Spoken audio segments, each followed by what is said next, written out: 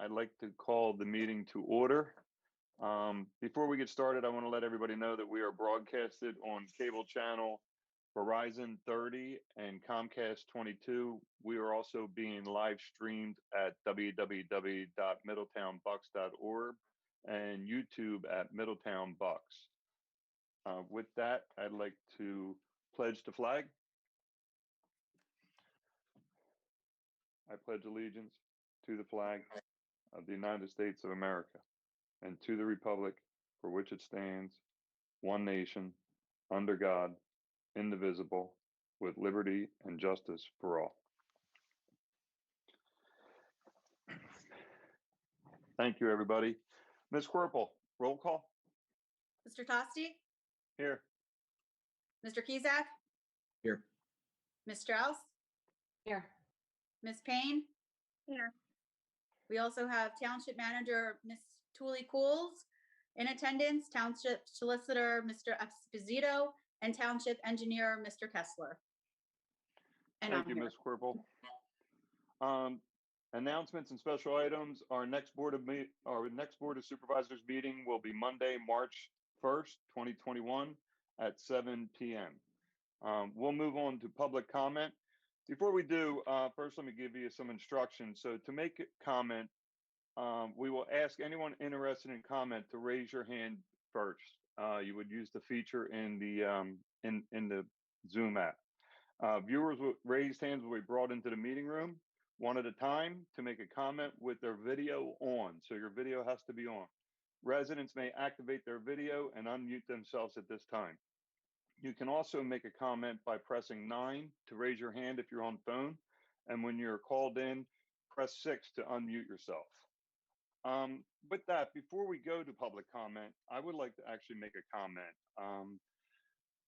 Because since our last meeting, we have had a barrage of emails. We've actually had some Facebook stuff and some social media posts, and it was all over the Stiers Farm and the orchard with the market. We as a board made a decision at our last meeting to move forward with the lease to one entity instead of the two entities. And I'd just like to give everybody a little background on it. So the Stiers Farm was purchased by the township back in 1999.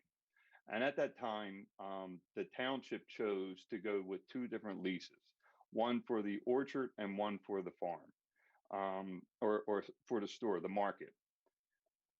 With that, them leases were 20-year leases. They were actually 10-year leases with 2 5-year extensions that they could opt into. The one was expired in June of 2020, which was for the market, and the other one expired in December of 2020. So in December of 19, we reached out and we mailed a letter, a certified letter to the Barbarides at the market and let them know that their lease was expiring in June of 2020. 2020 came and we decided that we were in the middle of a pandemic and we wanted to just extend the leases so that both leases would expire at the same time. But in the meantime, we had conversations with the Heritage Conservancy about taking over both the farm and the market. They were going to come in and they were going to take it away from us, and then they were going to run both of them. Both parties knew about this. Both parties knew we were in conversations with the Heritage Conservancy, and they knew that this could happen and they would have to renew their leases with them if they chose to go that way.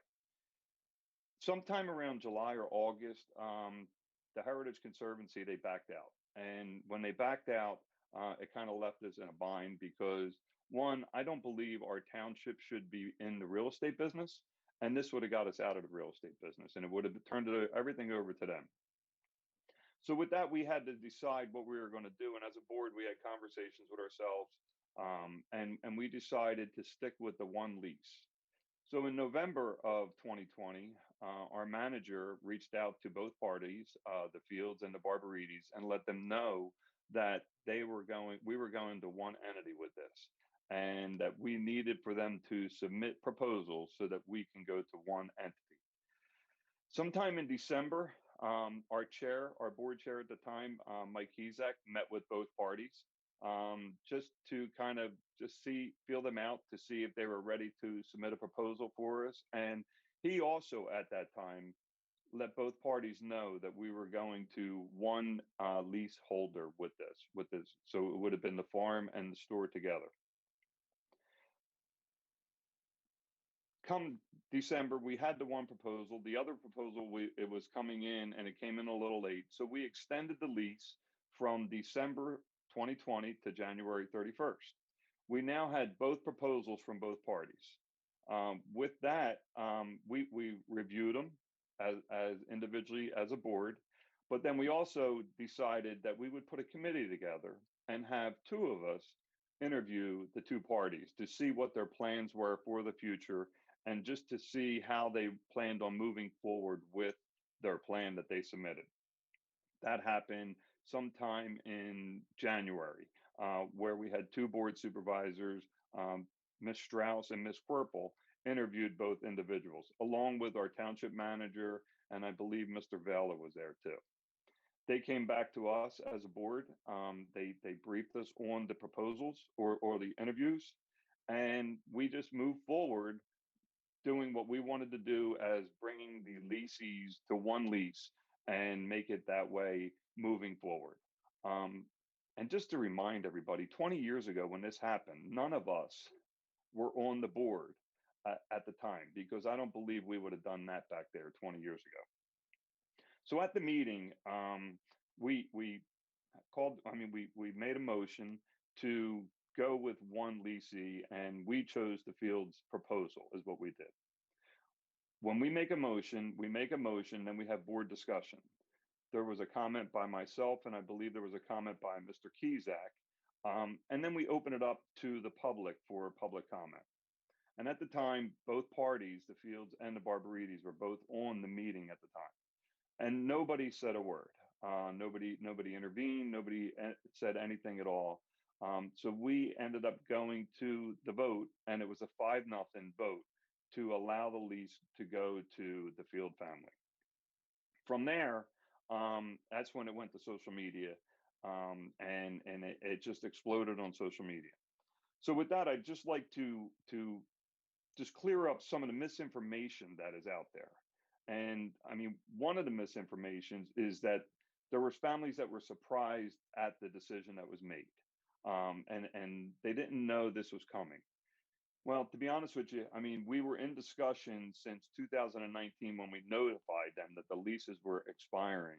And it was a whole year that passed before the December 30th date that we even extended the lease again until January 31st. So it shouldn't have been a surprise to people that we were going with one leasee. Our manager notified them in November, and our board chair notified them in December. Another thing was there was no communication leading up to the vote. Now, our manager had reached out to both parties and notified them that we were having the meeting and we were going to discuss this at the meeting. The one thing that has to be made clear with this is that when you do that, we can't talk to each other amongst ourselves to decide on how we're going to vote. That's a violation of the Sunshine Act. So there's no way our manager could have reported to anybody how this was going to happen, how the vote was going to go down. But she did inform the parties that we were going to be deciding that night on the leases. Now, the other one that went right up on social media is that the Barbarides were given 30 days to vacate the property. That's another untruth, because to be honest with you, I didn't even know that until I got on social media when somebody called me and said, "Did you see what's on social media?" That they were given 30 days to vacate. The facts are the lease that was extended from June, the lease in June, the 20-year lease had a 30-day out in that lease. The lease that was extended from June till December 31st actually gave the Barbarides 5 days to vacate the property. So 30 days was more than what the actual lease said, and was given them more time than they actually agreed to when they signed the lease. But at the time, we never had any discussions about what we were going to do as far as the lease. and how we were going to have them empty it. We then have discussions. It was between me, our solicitor, and our township manager on how we were going to proceed about vacating. I was not in favor of the 30 days. Our manager was not in favor of the 30 days. Our solicitor suggested not to give them 30 days. So what we offered them was, we told them that they could be out by March 31st. So that would give them from the time of the meeting, February 1st to March 31st, to vacate. We also offered them the fact that they wouldn't have to pay any rent for the month of February or the month of March. And all we were asking for in exchange was to make sure that they made whole on their back taxes, which I was told today they did make whole on that. So again, I don't believe we should be in the real estate business. This is a hand that we were dealt, and that's where we are right now. We're dealt this hand, and we had to make a decision that we made, and it was a unanimous decision by the whole board. We never had any intentions of making anybody vacate in 5 days, like the lease said. We never had the conversations to make them vacate in 30 days. It was something that was just put out there on social media that we didn't even have anything to say, or we never had discussions about with our solicitor or our manager leading into them comments. We feel as a board, by combining the leases and making them one, it would be better for our township. I've had comments from people say to me, why can't you just keep it the way it is? Well, to be honest with you, we're growing and we're producing stuff on the farm that cannot be sold in the store because of a long history of issues at that farm between the two families. And if you listen to one family, it's one thing, and then if you listen to another family, it's another thing. And I'm not choosing sides on who was right or who was wrong, but it wasn't anything that we could move forward, or we wanted to move forward as a board, saying that we wanted to keep this same situation moving forward. So that's why we want the one lease. Me personally, I felt as though Mr. Fields' proposal gave us more of an opportunity to move us in the way we wanted to go. So I just wanted to put that comment out there. With that, I'll open it up to public comment. And I'm opening it up at this time for public comment for township residents at this time. So is there anybody with their hands up, Mr. Valla? For township residents. There's a few hands raised, and we'll start moving them in one at a time.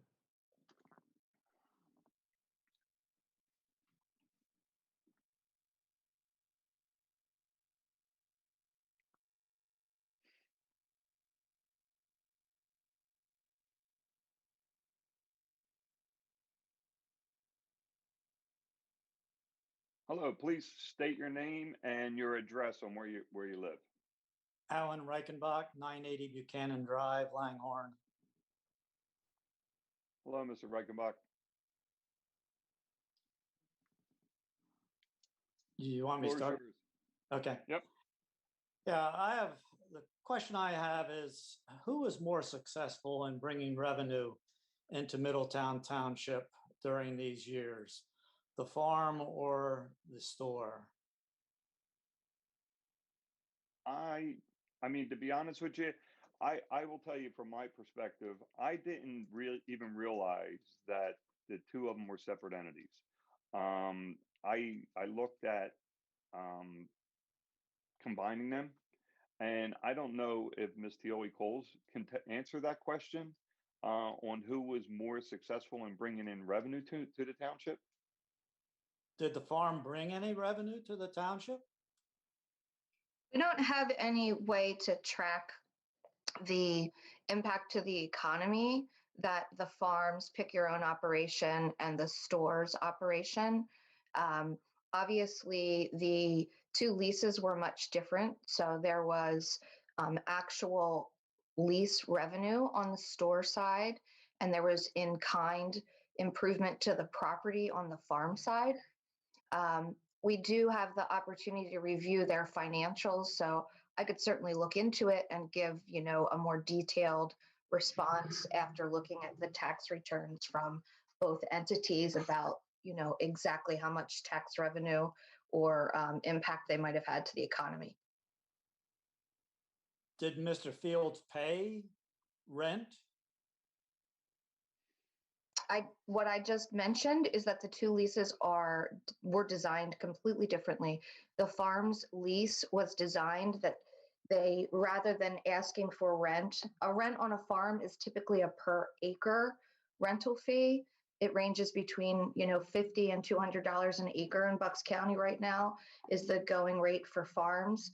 At the time that the lease was signed back 20 years ago, there was some, 500,000 plus worth of improvements that needed to be made to the property. There were orchards to be planted, orchards to come down. It was kept track of back then about what the lessee had to show that it was abiding by the lease by investing the money into the property. So no, as I mentioned, there was no monetary exchange. It was in kind, in improvements, capital improvements to the property. The other question I have is that he would not sell produce to the store.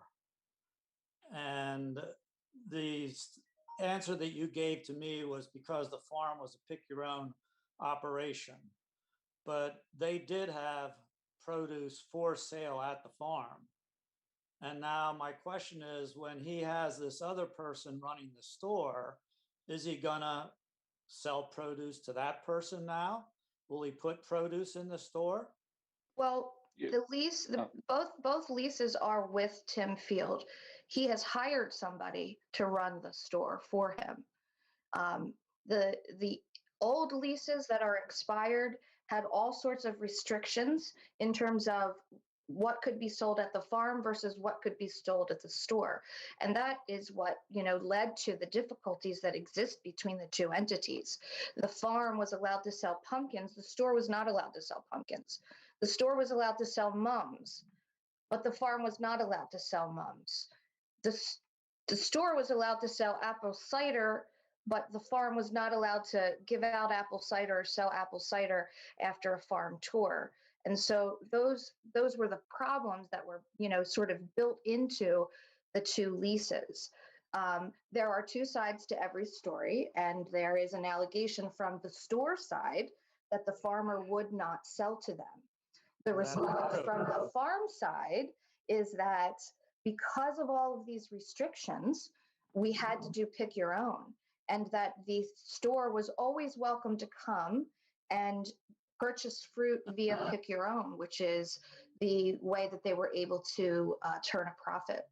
That the story from the farm side is that the store wanted wholesale fruit to be picked and sold to them. So, again, this is something that goes back 20 years, and these leases really make no sense in our modern day. They restricted both the farm and the store from being successful, and so that's hopefully answers your question, Mr. Well, Wright. The store was successful and is successful, and he had a proposal to you to have. He wanted to work with Mr. Fields, but he didn't want to work with him. Also, if Mr. Fields didn't want to work with him, he would have another farmer come in to work the farm. And it seems to me that since the store was running very well, why shut down the store and take the store away from them? It just doesn't make any sense to me. Well, we are not shutting down the store. And Well, like Ms. Teoli Cole said, this has been an ongoing issue for 20 years. To continue this issue by extending the lease and just having the same as is, where we cannot sell the produce in there, or we do not want to, however side you want to listen to, it just was not beneficial for the farm and for the store. The proposals that we looked at had a plan, and the reason I chose the one for the farm was because it had a better outlook moving forward for the farm and the store. How is it a better outlook? Because the other proposal did not have a farmer. and Yes, he the did. farm, no. And Yes, he I'm did. okay. He arranged for a farmer if Fields wouldn't do it. Okay. Who had a farmer who had many years of experience running a farm. I can just speak from my perspective if you care to hear. As someone who conducted the interviews, I think the field proposal shows an integrated farm to store set of offerings that is really exciting and keeps the authenticity of our local community and produce intact. Using the produce from the farm more than just putting it in barrels and selling it, but actually integrating it into the food that is being sold, the products that are being made, the potential for ice cream and cider, and all of those sort of full chain of agricultural products that They I had think are that. going to be exciting. They had that. And they used local produce. It just didn't come from 100 yards behind the store because they couldn't get it from 100 yards behind the store. They used local produce. Okay. Do you have any other questions? No, I just think that you've made a very poor decision when you've taken a man out of a position that he has run stores for, what, 40 years or more, and has experience, and now you're turning it over somebody who has never run the store, and quote, he's going to hire somebody now that he can sell his stuff to that maybe he likes better. But it just, the whole thing just doesn't smell up to par. And I think you've made a very poor decision. Okay. Thank you. Any other public comment from township residents? If you're a township resident. Yes, we have some more. We'll move in. Okay.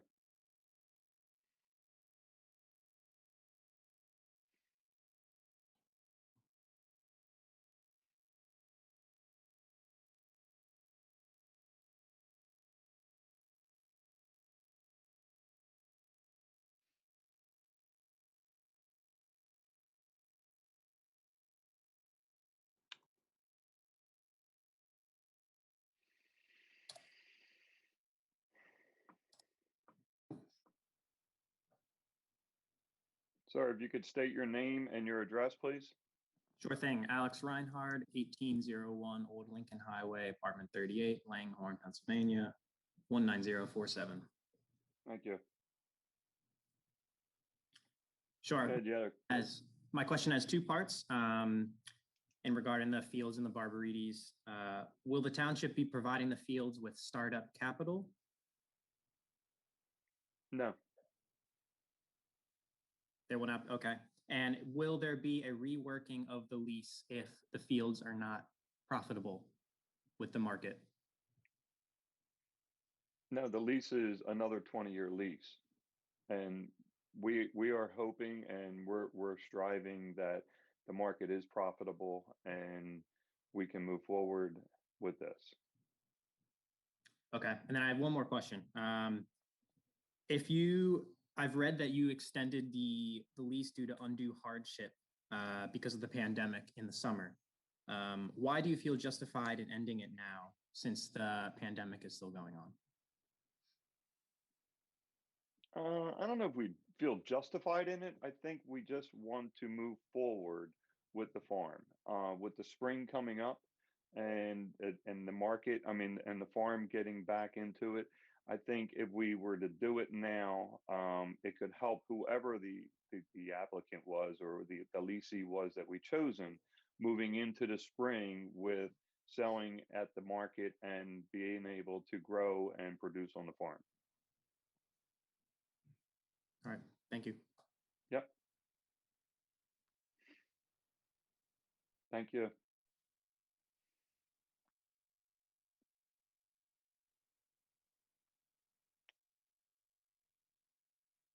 Any other public comment from township residents? Yes, we have one more.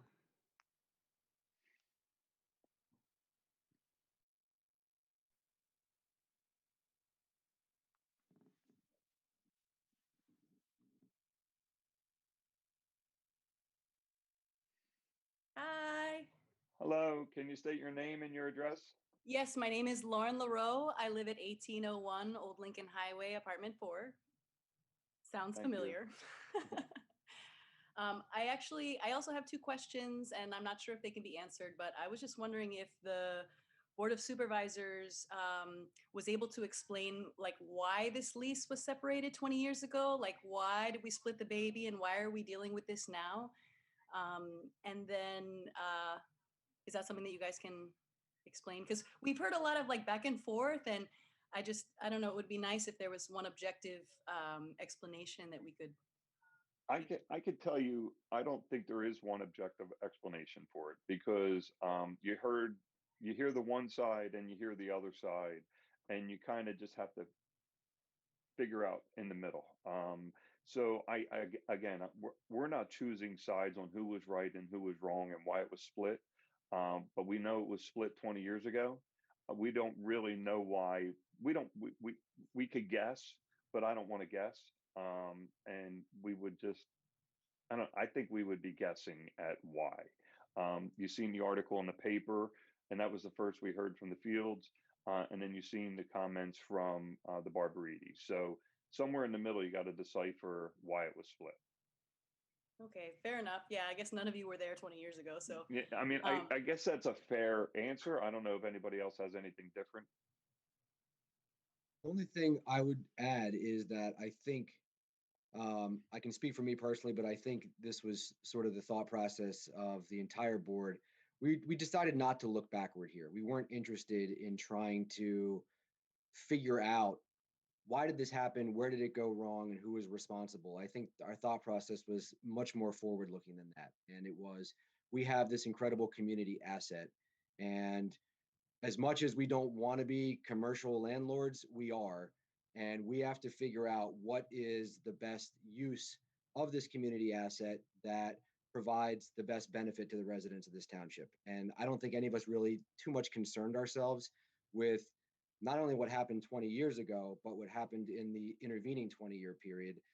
Although the one thing that I personally did concern myself with was the clear intent of Walter Pop Steyer when he farmed the land and when he sold the land to the township, that the land be preserved as a farm, that it continue to provide farming educational opportunities, and that the store be utilized as a true farm store where product grown on the farm would be sold in the store. And so that was the only past I was concerned about.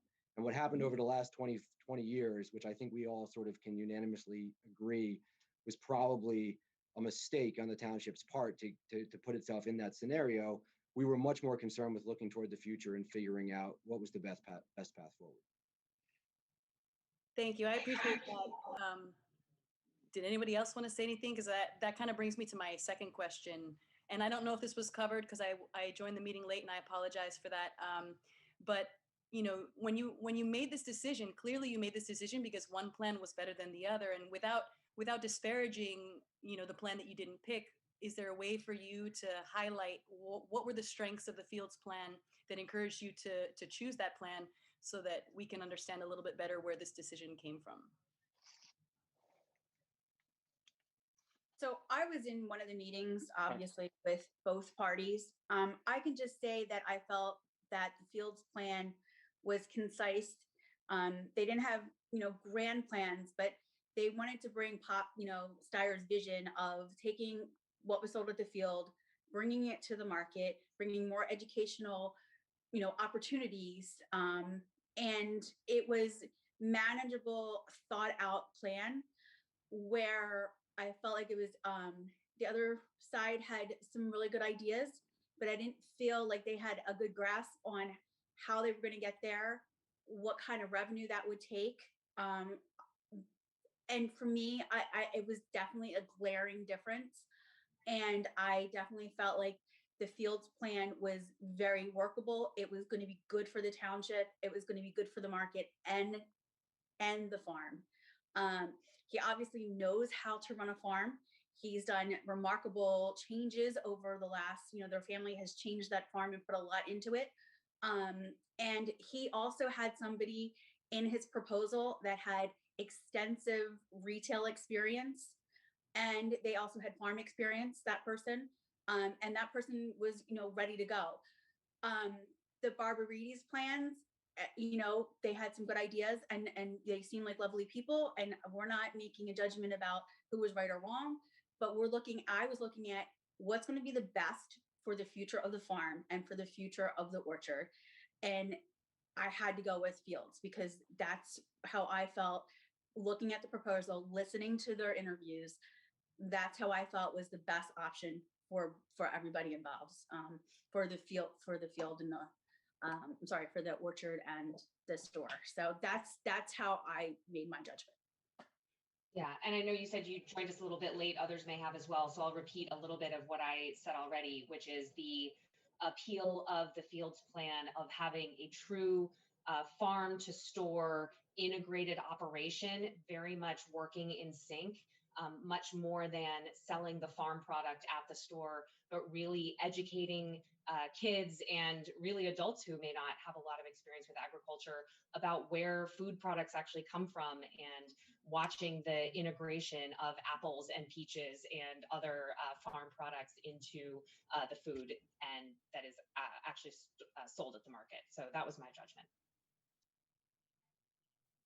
And the only thing I would just add, and I think Ms. Quirple made this point, I mean, at no time did any of us disparage the Barbarides plan or even criticize, I don't think, the Barbarides plan. I mean, it really, we got two plans from two people, or two groups of people that had different visions for what the future of the farm would look like. And I think, and I frankly, I thought the Barbarides had some really interesting ideas, and I actually told them that to their faces when I sat down with them. It wasn't that we didn't think they had interesting or good ideas. I think, at least for me, and it sounds like Ms. Quirple and Ms. Strauss, and I think the rest of the board sort of shared this thought process. The field plan was better thought out. It was more realistic. It had more detail. It had a clear path that we thought seemed likely to be successful. And whereas the Barbaridi plan, where it had ideas, those ideas were almost more hypothetical, theoretical, and I think there was some concern, at least on my part, that it would be very difficult to bring those to fruition. And we weren't so sure that the Barbaridis knew how they were going to bring them to fruition. Whereas the field plan, at least in my mind, it was a fully formed, fully developed, highly detailed plan that could be put into motion tomorrow as soon as, given the green light. At least that was my thought process.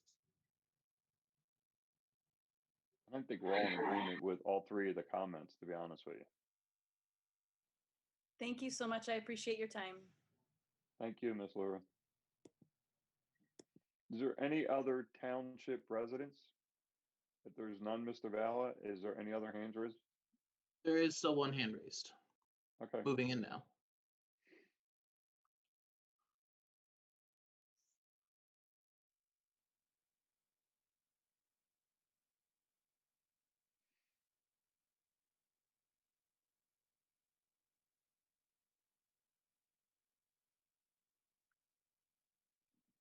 Hello, please state your name and your address.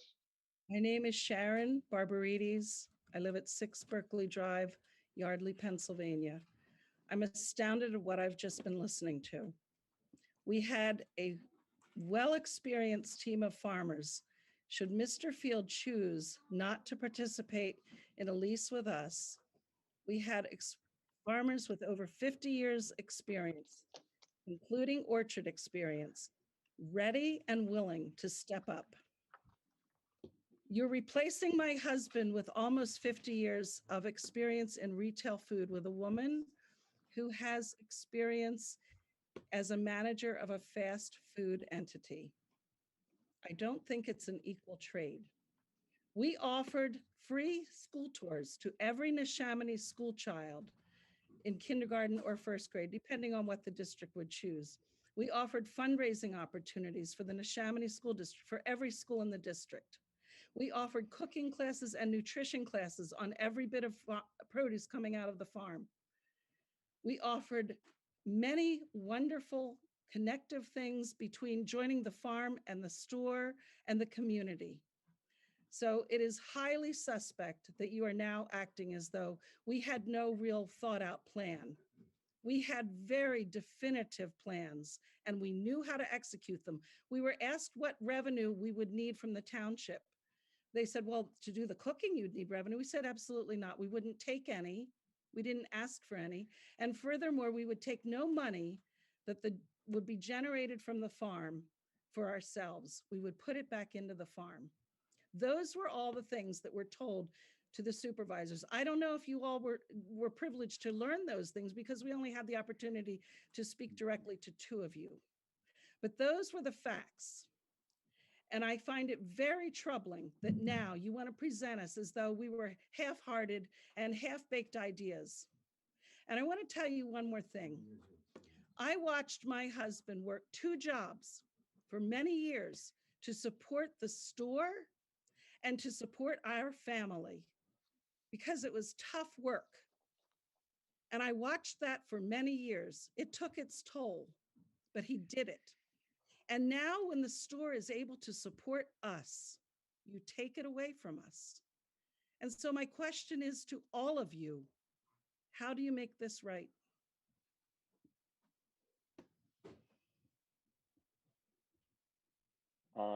I believe that you have an attorney and they are communicating back and forth with our solicitor over our steps moving forward. It shouldn't have to For come. me, for any of us to debate it or start doing it here really would be out of line because of the fact that you do have an attorney that is communicating with our solicitor. And correct me if I'm wrong. I'm asking you as human beings, where is your heart? Why do we have to go to the expense? Now we're losing our income. And Miss Tealy Cools told my husband when we learned of the decision, my husband called her within minutes of the decision a few weeks ago. And he said, there's no way we can be out in 30 days. And she said, well, you can have your attorney contact us. And Mike, we told you and let's straighten this out right now.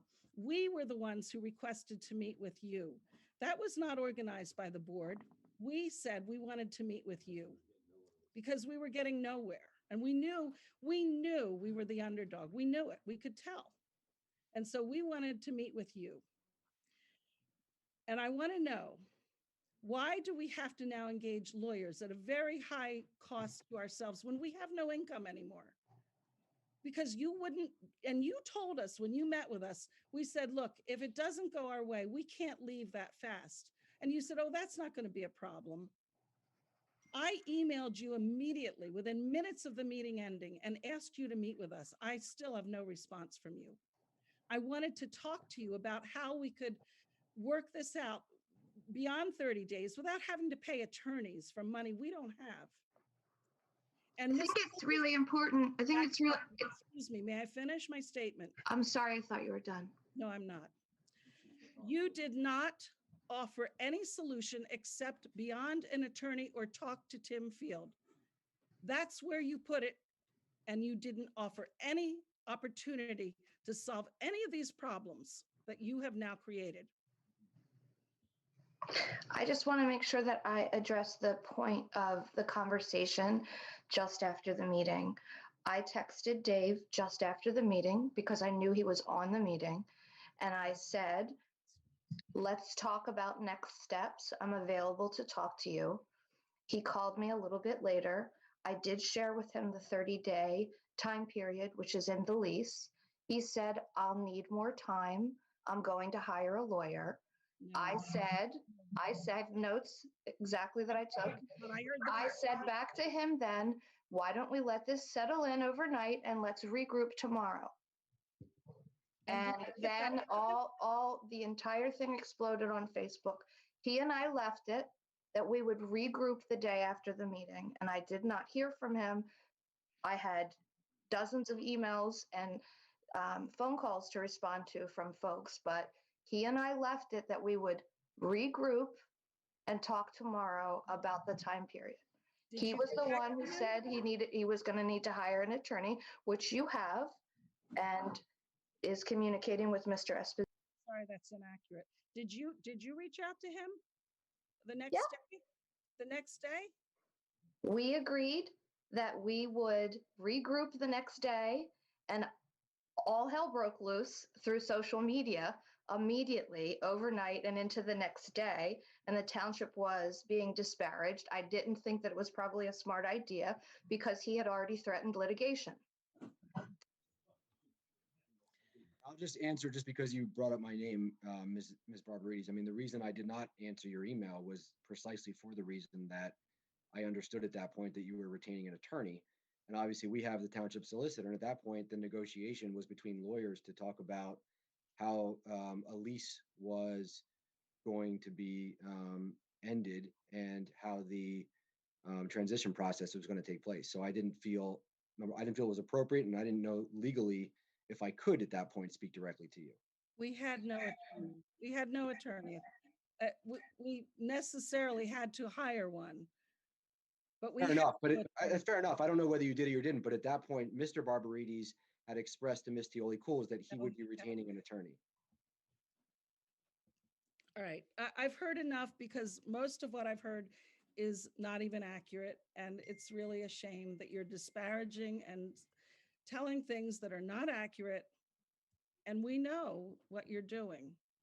So I'm very sorry that you're choosing this path.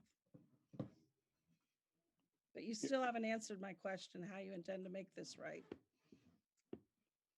I did answer that question. I did answer that. It's something that, because you have an attorney, he has to talk to our solicitor and deal with that. Let them work together.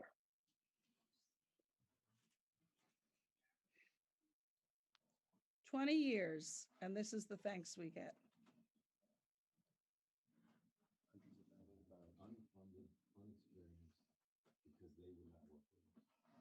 You should all be ashamed. Do you have any other questions? Do we have anybody else? Mr. Valla? There are two more hands, one more hand raised.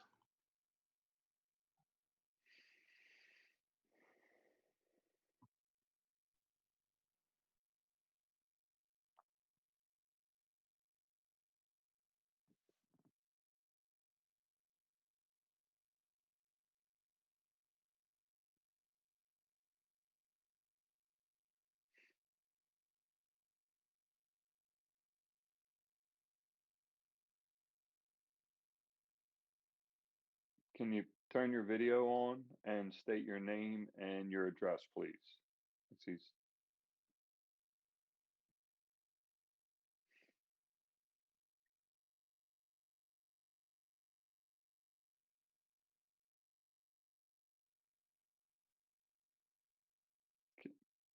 Can you hear me? It says Watkins, Mr. Watkins, can you hear me? You would need to turn your video on and state your name and your address.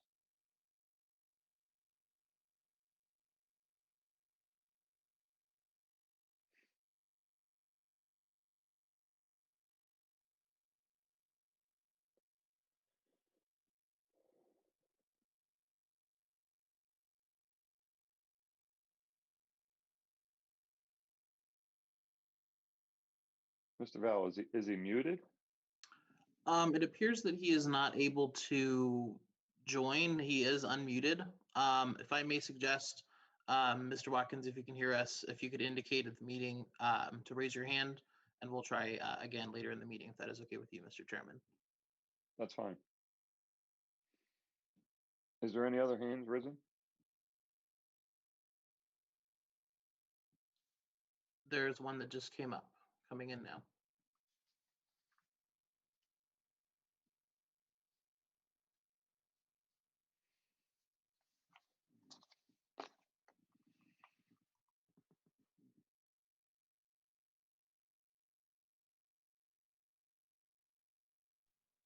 Hi, please state your name and your address, please. Hi, my name is Melanie Reinhardt, 1801 Old Lincoln Highway, apartment 38, Langhorne, PA. Okay. I just have a couple questions regarding the market situation. The first being, if Popstar's vision was so important to the township, why was a working relationship not enforced within the last 20 years if it was so important that the market and the farm were run by the same person and had a working relationship? From from both proposals, and both proposals came in saying that it was Pop Stire's vision to have one entity there. So it was something that both parties were aware of, and why they didn't work together. There was two separate leases, and both leases had different things that one could do and one couldn't do in there that were 20-year leases that was well before what we were being on the board. So we were enforcing the leases as they were signed 20 years ago. But there was nothing in there that we could force or make them sell products or vice versa. So the leases were being upheld on our end, but there was nothing that said they would have to sell.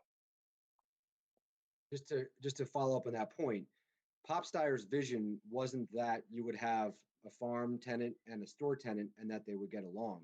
Pop Stire's vision was one operation, integrated, farm and store working together, products grown at the farm, sold at the store. Why the township ultimately decided to go in a different direction and have two separate leases with two separate tenants. Again, the five of us weren't there 20 years ago to make that decision, and so we can't speak to it, and I'm not going to try to. But to your question as why, if that vision was so important to us, why didn't we make the store and the farm work together and get along? Well, we couldn't make them get along. I mean, you should ask the Barbarides family and the Fields family as to why for 20 years they couldn't work together and get along. That's not a question for the township to answer. What we were faced with was a scenario where there were two leases, two tenants. They would not cooperate, would not work together. Each side had a different story as to whose fault it was and why it got to that point. But the fact of the matter was, we decided as a board that the best thing for the township and the residents of the township was to go into a different direction, that direction being the way Pop Stiers had initially envisioned it before this all happened. Yes, I understand putting it under one lease, but like I just don't understand what could the Barbadies have done better other than run a successful business for over 20 years. Like they have the last 20 years as a record of a successful business, and then like if you like what could they have done better, I guess is my question. And you often reference their proposal, but I feel like there isn't very solid answers as to why the Fields proposal was better, other than like their focus on community education, which they could have still done even as running the farm as the operators under the Barbarides if they chose to do so. I think both of them, that your questions were answered by Ms. Strauss and Ms. Corporal when they responded on the interview. I think at the end of the day, these are subjective decisions, and that is what this board was charged to make. And we were presented with two proposals, and we decided in favor of one of them for the reasons this Ms. Corporal and I have both attempted to explain. And it wasn't about picking a winner and a loser based on what had happened over the last 20 years. You asked, what could the Barbarides have done better over the last 20 years? I mean, that wasn't the basis for the decision. The decision was who had the best proposal for the property and the vision moving forward. So, I mean, it's not that whatever happened in the past wasn't the basis for the decision for the future. And I agree. I think Ms. Strauss and Ms. Corporal, gave, and we, even before this meeting, I think we have numerous times, we've put out statements as to, what the reasons were for our decisions.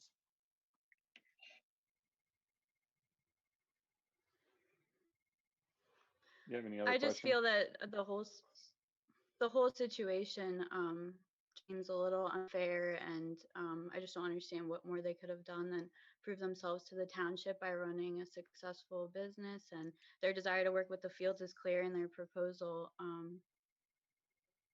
That's all I have to say. Thank you. Thank you. And that was it then, Mr. Valla? There have since been a few more hands raised. Oh, okay. One coming in now.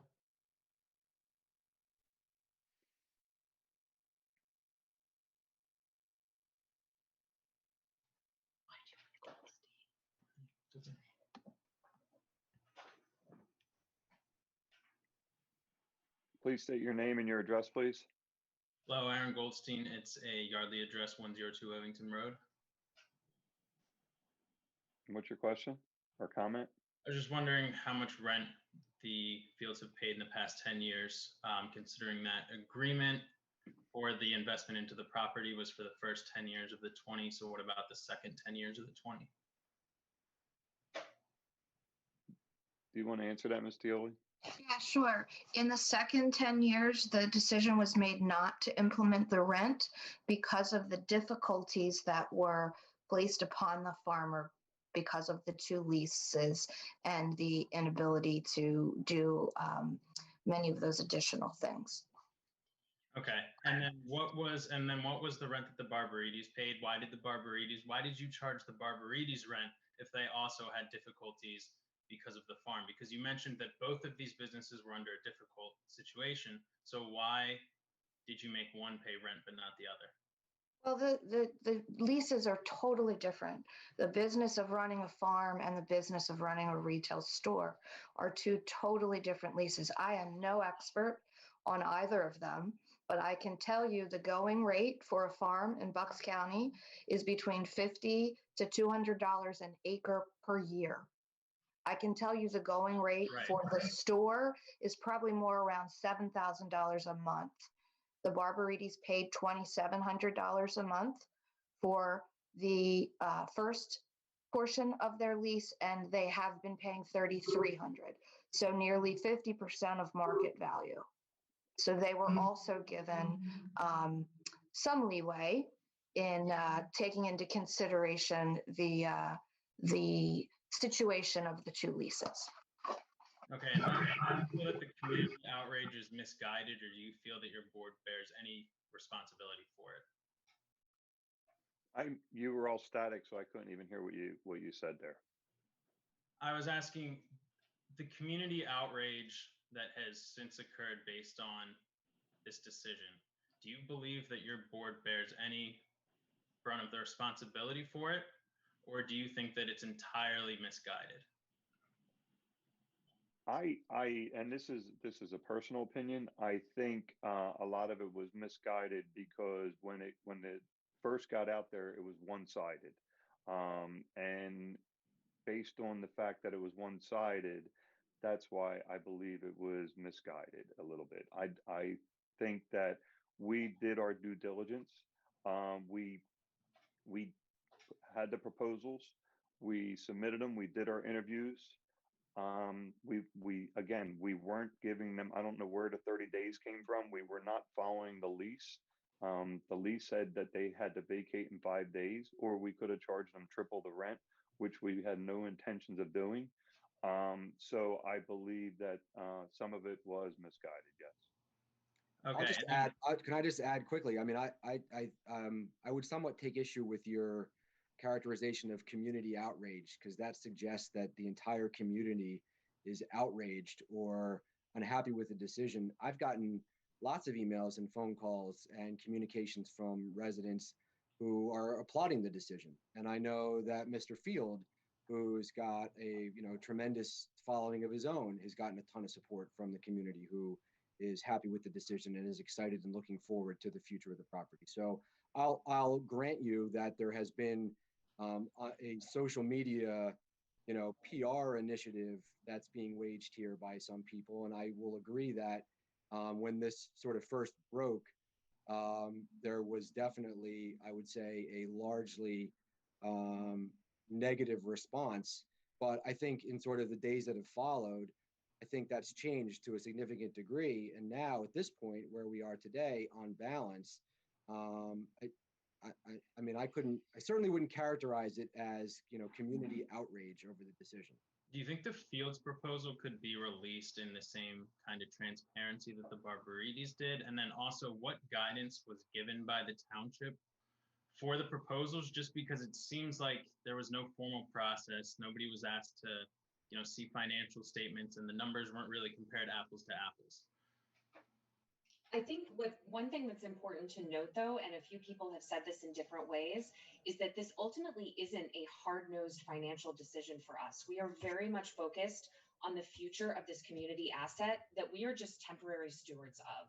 And so the hard comparison of numbers between proposals was not the way I was making my decision, at least.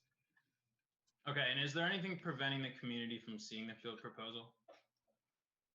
No, we've released the field's proposal to the reporters and anyone who's asked.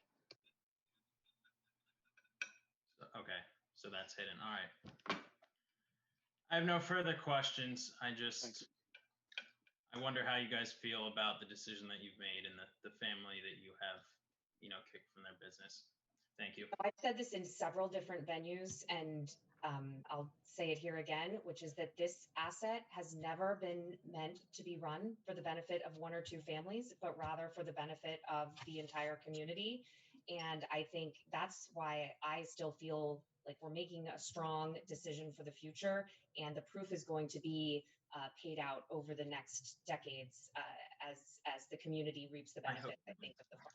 I hope it's paid out to the 25 employees that are being forced to reapply for their own jobs under Tim Field as well. Thank you. Thank you. Anybody else, Mr. Valla?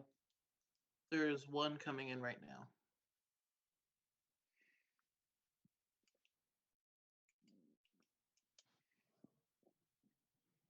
Please state your name and your address. Matthew Fetters, 846 Madison Avenue, Langhorne, PA. Go ahead. Yeah, I've emailed you guys over the last couple of weeks about just the decision that you guys have made, and I got some responses, and some of the emails have gone empty and no responses on them. But just question I had is why couldn't something have been worked out to have both parties work together, or the extend the lease maybe 5 years, or not pick one family over another, especially during a pandemic that's going on, and pretty much put out 20 some people out of work when it's already hard enough to find a job, and now this is going on. So I think that we were put in a position because this is something that happened before we were on the board. We've stated this, and this is for 20 years, this hasn't been working. So I've heard a lot of people say, well, why couldn't they have them work together? Because clearly it's been 20 years and it's not working. I've even talking to the Barbarides, they mentioned a couple of times about the fields and they couldn't work with them. There was definitely animosity. They weren't working well together. It was not working. We were put in a really tough position. We don't want to break anybody's heart, but unfortunately we were put in a position where we had to choose somebody. We wanted to give them both an opportunity. We listened to the proposals. We listened to their interviews. And personally, I came up with a decision that was going to be best for the community, best for the orchard and the farm. And that's, unfortunately, sometimes you have to make hard decisions.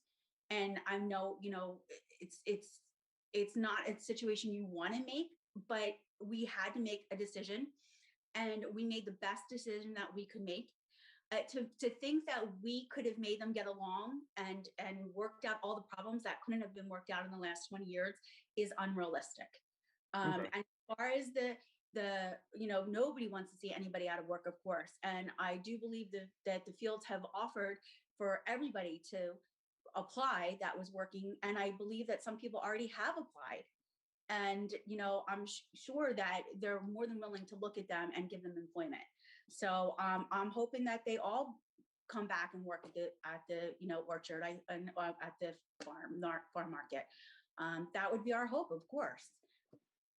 And I think that a lot of things were put on social media right away instead of and there was this outcry of support because a lot of things were really slanted and and I understand that they're heartbroken and it's horrible. I've been out of work before. I've had businesses. I've been worked in retail and had things that closed. I understand that, and I think we're not heartless, but the attack that has happened hasn't been fair either.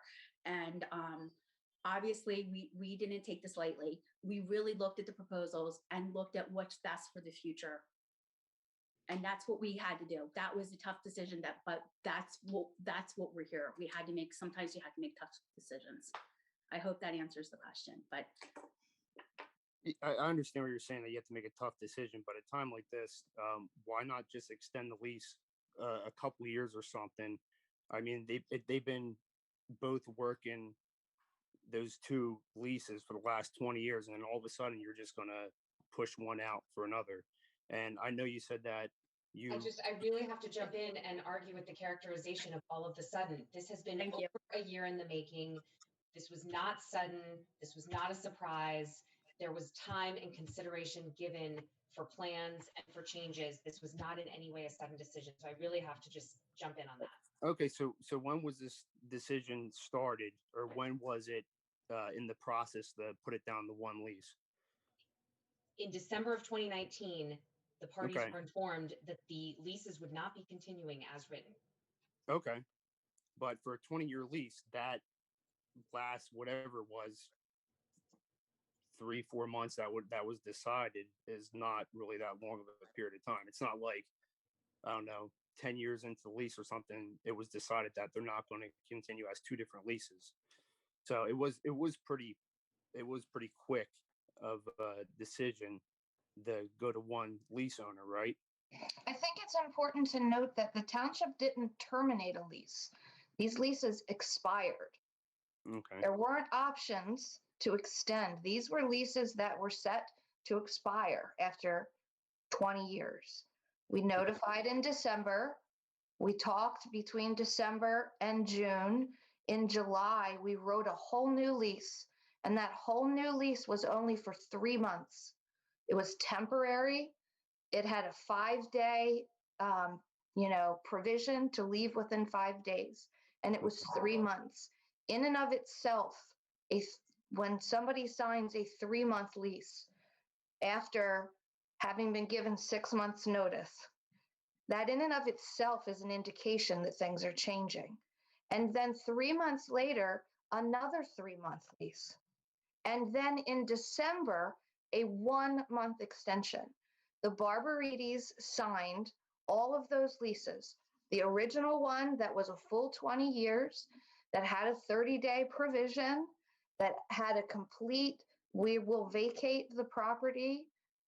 They signed one in July and September and December. So they knew by signing their name on a lease that was that short, that it was not going to be a long-term situation. Okay. All right. Nice. All right, we're gonna, Mr. Val, we're gonna move on and do some other business. I don't know if anybody else has their hands raised, but we'll move on and do some other business, and we do have another area for public comment. Before we do, though, we did get one comment that I will read before we move on to other business that did come in, and it's from a Patricia Reimer, who lives. She doesn't give her address. She says, "Hello, Middletown Board of Supervisors. It is with the greatest respect that I submit this comment regarding the decision made by the Board of Supervisors regarding the Steyer's Market. I have read all the commentary from all the parties, including the Board of Supervisors, and I do not pretend to understand why it was so necessary that a single party hold the lease for both the orchard and the market. But I will give the Board of Supervisors the benefit of the doubt that this was needed and was not a decision made to hurt the folks that run the market. That said, there is no way I can support giving the current leaseholders of the market only 30 days to close down shop. If you indeed do not make a decision to hurt them, then why would you push for a move-out date that does hurt them financially and emotionally? Any of us who have lived in a home for an extended period of time know how difficult it is to pack up and move elsewhere. It can take weeks and even months to clean out, pack up, and sell off things that we no longer need. And that is just a personal home. This is a business that has been placed for 20 years. The accumulation of not just products that they sell, but also the equipment that they use is a huge undertaking to clear out, sell off, and clean up. To make issues more complex, we are dealing with a pandemic that has lasted over a year. Having moved last June, I can tell you that the pandemic is no respecter of these details. It was incredibly challenging and costly. Additionally, the challenge of asking both the management and all the many employees to find employment in such a short period of time is exasperating. Most of them are hard workers and prefer to find employment rather than file for unemployment. This is something we should respect gratefully, and we should be giving them more time to come up with an alternative job. Furthermore, regardless of whether or not they knew you would be making a quick decision, I don't know of a single person who ever packs up their house and has it ready to go based on a possibility of moving. You cannot ask a business to get ready ahead of time when in fact it would jeopardize their future in the event they maintain the lease. That is just poor business judgment. I am respectfully asking the board to make a decision to extend the time for the current market at Stires by at least 90 days, if not until the end of June 21. You have an opportunity to show your decision making extends beyond just financial or political decision to one that also reflects the heart and compassion of the people that the board represents. I hope that you will show the compassion for the organization that has built up a successful business and has a huge loyal following and has served our community well. Ms. Reiner, I believe we answered that question. We have an offer on the table right now till the end of March, which would be well beyond the 30 days. And again, neither I nor most of the board knew where that 30 days came from. So we are working through our attorney and their attorneys to resolve that issue, and hopefully we can come up with an amicable solution. So with that, we'll move on to the consent agenda items. Letter A, consideration of authorizing payment of February 16, 2021 bill list in the amount of $1,058,619.85. Letter B, consideration of approving the February 1st, 2021 minutes of the public meeting of the Middletown Township Board of Supervisors. Letter C, consideration of enacting resolution number 21-07R declaring a snow emergency, limited state of emergency. And letter D, consideration of authorizing the addition of one volunteer to the Parkland Fire Company Volunteer Incentive Program. Is there a motion? Make a motion to approve all consent items as stated. Is there a I'll second? second. Seeing a motion and a second, is there any board questions? Any public questions?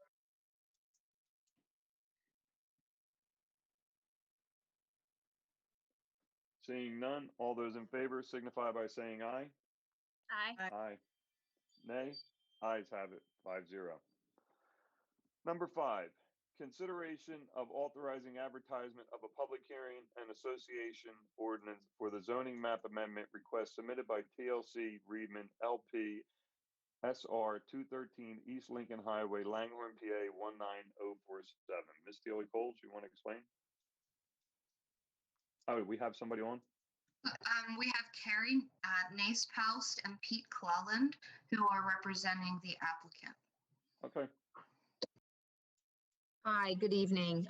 Carrie Nace-Poust. I'm an attorney with the law firm of Fox Rothschild, here this evening on behalf of TLC Reedman LP. Also here with me this evening is Peter Cleland, who is a representative of the applicant. We were asked to give a brief presentation this evening as to the request that is before you. I know you've had a long meeting so far. It is getting late. If the supervisors don't have any questions and are prepared to move forward with advertising the hearing based on the recommendations from the Planning Commission, we're certainly to move forward. However, if you would like us to proceed with giving a presentation, we certainly are prepared to do so and can be brief in doing it. So this is just for advertising. When you come back, you'll do a presentation when you come back then? Yes, that's correct. We're only asking that a hearing be scheduled and that the ordinance be advertised. And we would then have a full hearing and give a full presentation at that time. Okay. Does anybody got any questions for the applicants? No? I will make, go ahead. I was just going to say, I think I've seen enough from the documentation that, and considering it's just a to advertise, I think I can make a motion. I'm happy to do that, Mr. Tosti. Okay. Go ahead. I'll move to authorize advertisement of the proposed ordinance amending the zoning map as petitioned by TLC Reedman LP in order to hold a public hearing on such proposed ordinance. I'll second second. that. There's a motion and a second. Is there any board questions? Any public questions?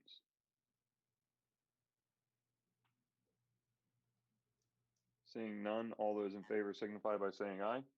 Aye. Nay? Ayes have it, 5-0. Thank you. Thank you Thank you for very your time. much. Yep. Thank you. Thank you. Number 6, consideration of authorizing the purchase of 3 automated external defibrillators. I believe Mr. McGuire. Good evening, Board. These 3 automated external defibrillators are going to go on the primary response vehicles for the Office of Fire and Emergency Management. In 2020, the rescue squad updated their AEDs and their cardiac monitoring systems to a new system from what they had before, in which all of our AEDs and their units were compatible. So when they upgraded, the 2 units are no longer compatible. So what we're proposing tonight is to purchase 3 AEDs to put on our units. So if we were to get to a scene first and apply the pads out of the AEDs to check for a shockable rhythm during a cardiac arrest, the rescue squad, the way it stands now, would have to come in, take our pads off, and then put theirs on. With the purchase of the new AEDs, we will not have to do that, and it'll save us time while working in the field. And this is all part of our capital. It's in the capital budget. We budgeted for this, correct, Mr. McGuire? That is correct. It was put in the 2021 budget. Okay. Does anybody have any questions for Mr. McGuire? Go ahead, Ms. Strauss. I'll make a motion if you're ready to accept one. Oh, yep. I move to purchase 3 automated external defibrillators from Zoll Medical Corporation for the Department of Fire and Emergency Management for a total cost of $8,760. I'll second. There's a motion and there's a second. Is there any board questions? Any public questions?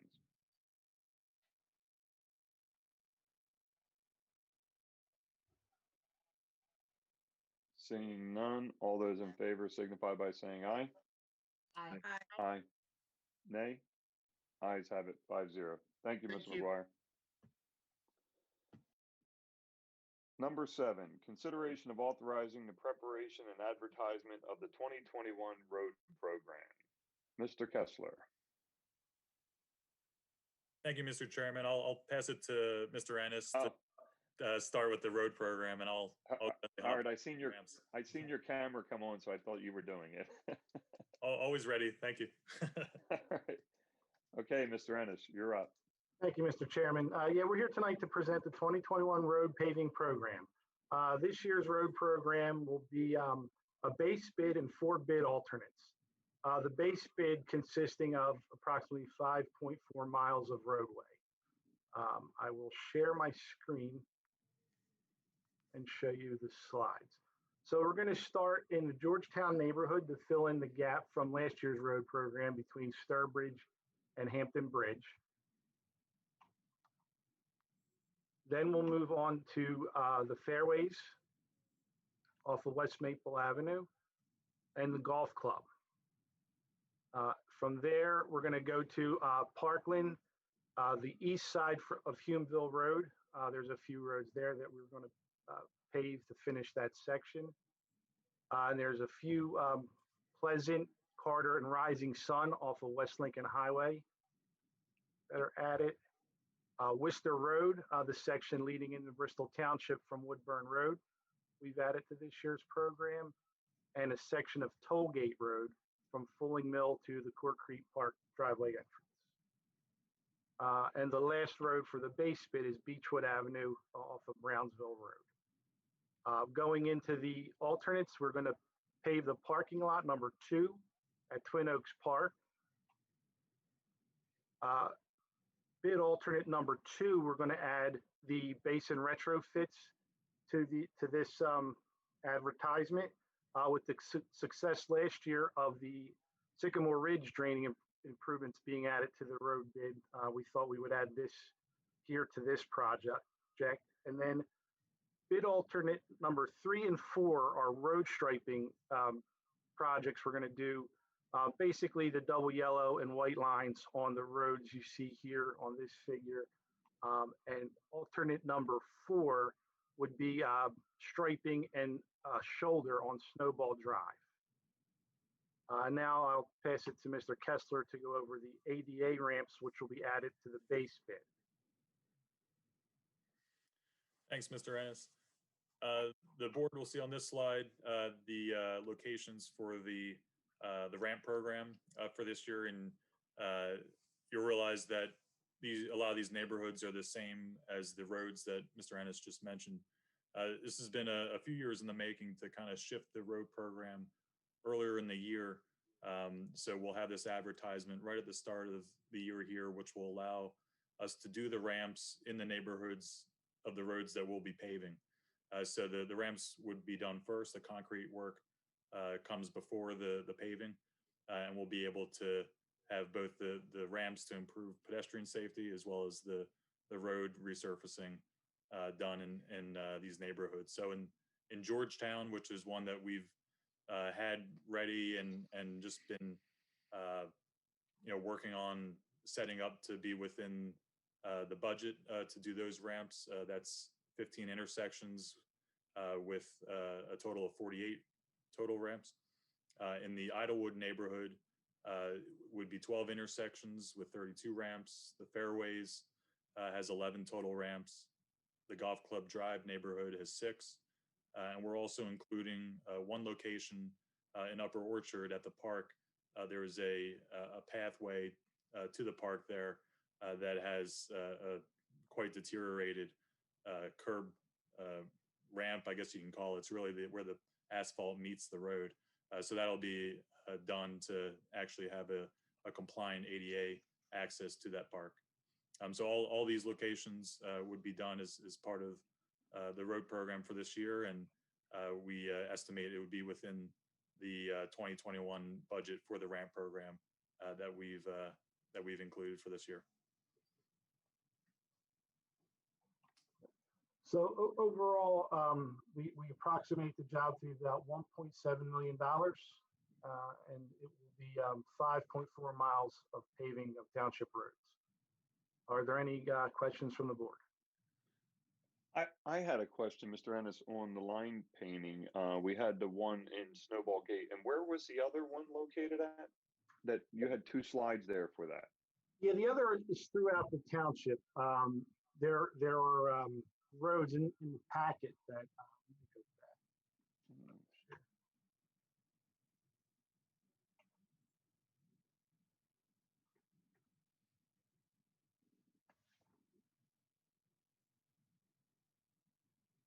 So the roads you see in this slide here they're the major roads of the town, which have the double yellow lines with the white lines. Snowball would be a different type of, it would be a 2-lane with a shoulder, and it would be the 4th alternate if we choose to do so. But Frosty Hollow, Chickenfoot Road, Madison, Flowers Mill, Wood Lane, Big Oak, Village, Township Line, Silver Lake, Tollgate, and Fulling Mill are basically the roads that would be striped. Okay. Yeah, I knew about the ones in Snowball. I wasn't aware of the other ones. So thanks. Go ahead, Ms. Strauss. Quick question about the basin retrofits.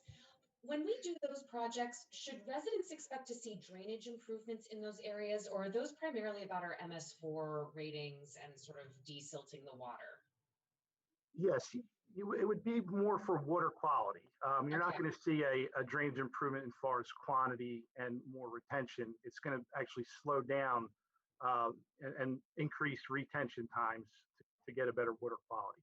Gotcha. But as far as volume control, it's not going to be that type of system. Gotcha. Any other questions for either one? I'll move to authorize the preparation and advertisement of the bid documents for the township's 2021 road program. Second. There's a second. There's a motion and a second. Is there any board questions? Any public questions?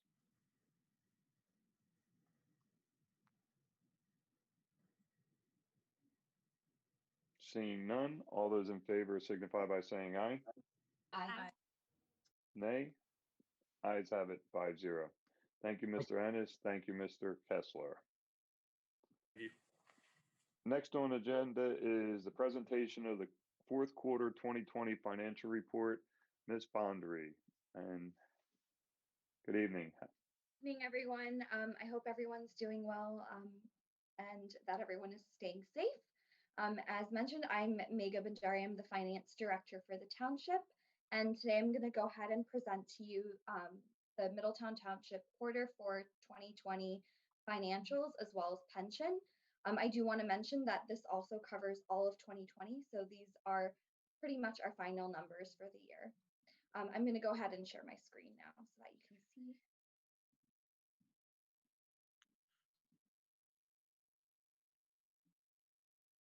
Okay.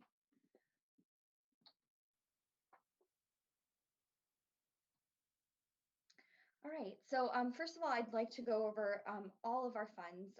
So to give you an overview overall, revenue actually came in a bit lower than planned, mostly due to COVID.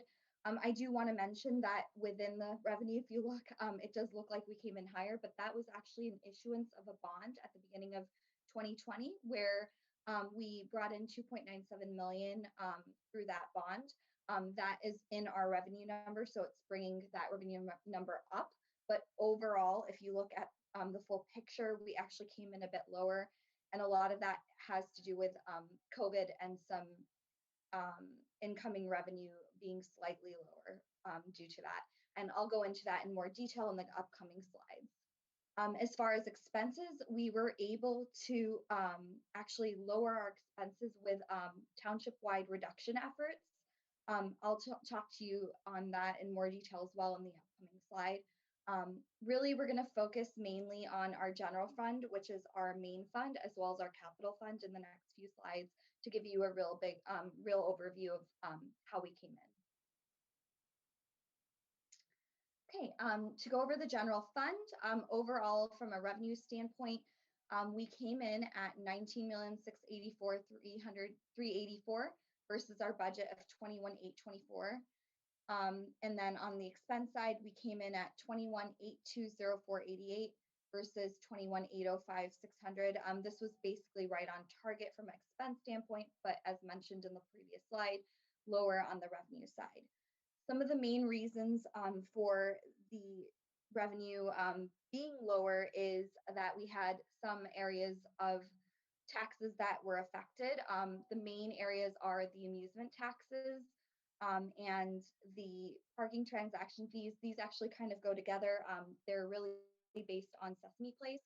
Sesame Place is our main amusement attraction in the area, and that's where we get most of that tax from. Sesame was closed quite a bit for the year, so a lot of that incoming revenue that we normally get was down. We were actually down 71% on that revenue, so quite a big hit for us. Some of the other areas are mercantile taxes, local tax, sales taxes overall, and then our permits. So we have our building and zoning permits, and we have our fire permits. We had to stop our fire inspection permits for the year due to COVID.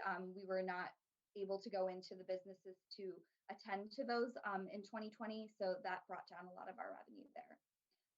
There are some good highlights, though, in our revenue as well that I wanted to make sure I brought up. Real property taxes and earned income taxes, as you can see, actually came in pretty much on target, if not better. So those actually helped our efforts on the revenue side. As far as expenses, we were overall able to reduce a lot of our normal expenditures, our fixed costs, by reaching out to the whole township and making efforts in general to cut down on spend. We also put in an early retirement plan that helped to reduce our costs. And we were in our first year of medical insurance change that we made, which also helped reduce our costs. Unfortunately, we also had an incurrence of extra expenses that came through due to COVID, PPE expenses, material expenses to take care of the township, to bring awareness to the residents, etc. That kind of took down that the expenses that we were able to bring down. So in all, we were able to keep expenses the same.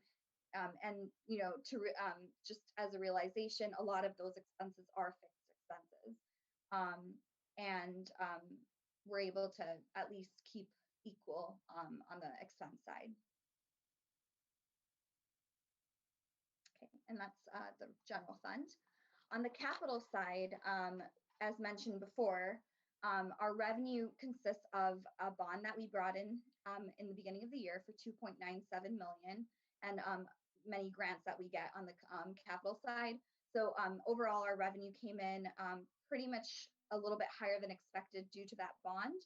And then on the expense side, just from a across the board message from the board at the beginning of the COVID pandemic was to please reduce your costs on projects and to find ways to push back some of the projects if possible, unless critical. So we were able to push back some of the projects to help minimize that spend. A lot of those projects will be taking place in 2021 as we proceed. So they haven't been canceled. They're definitely a part of the plan. It was just, timing with the COVID pandemic and the workaround for that.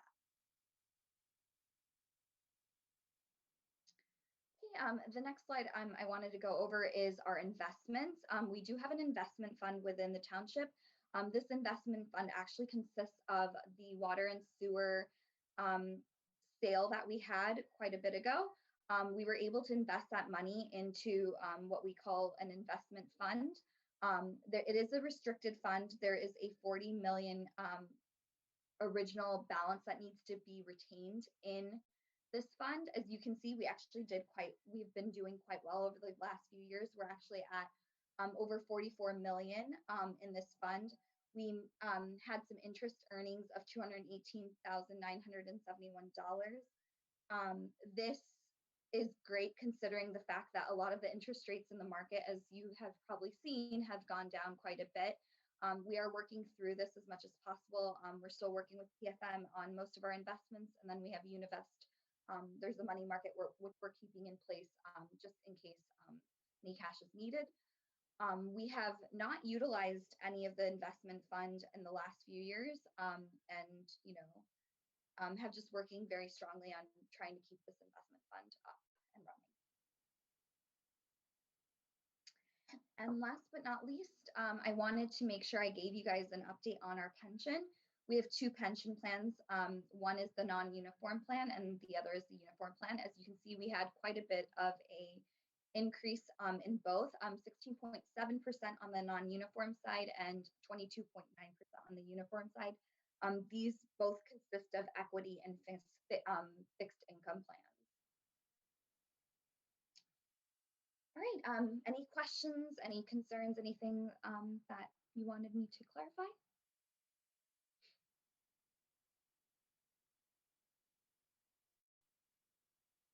Sorry, I was muted. I don't have any questions. I would just like to thank you and the staff for the work you did to make it so that we as a board, we didn't have to raise taxes, even though we took a hit in our revenue. And it was the work that you guys did behind the scenes to help us do that. So thank you for a job well done. Thank you. Any other questions? Anybody else have any questions or comments? Well, then, thank you so much. I don't want to take up anybody else's time. Have a great evening. You too, Ms. Boundary, and good luck because I understand you're out on leave, and lots of luck to you and get some rest after you have the baby. Thank you so much. Yeah, just 7 weeks left. It's crazy. Time has Okay. flown. Best of luck. Thank you. All right, we will move on to other public comment. We can go back to other public comment if there was anybody else. Mr. Vale, did anybody else have their hands up? There were 2 hands raised when we departed the earlier public comment. Looks like there is one and a couple more coming in. We'll bring them in one at a time. Okay.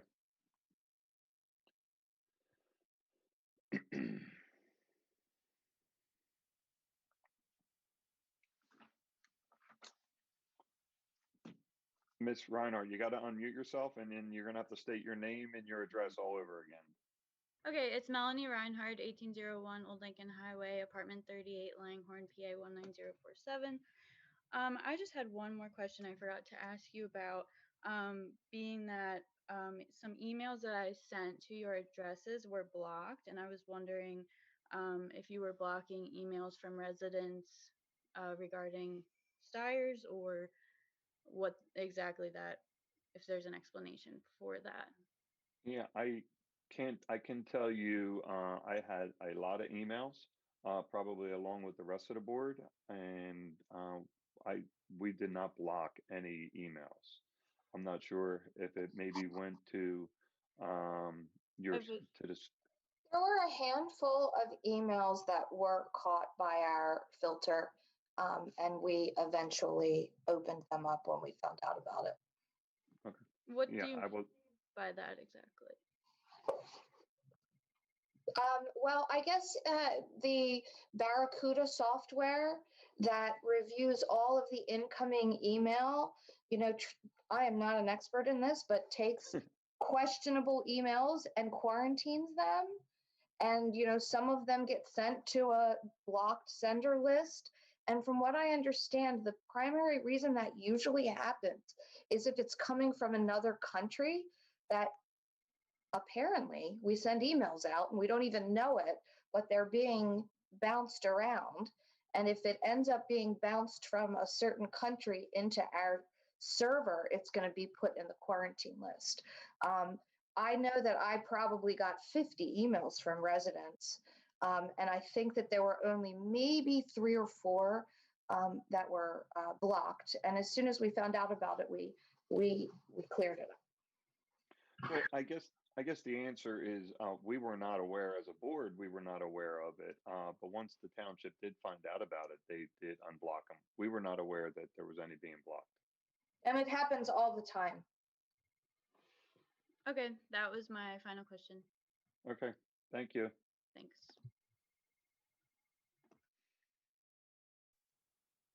You said there was one other hand, Mr. Vallon? Yes, they're coming in right now.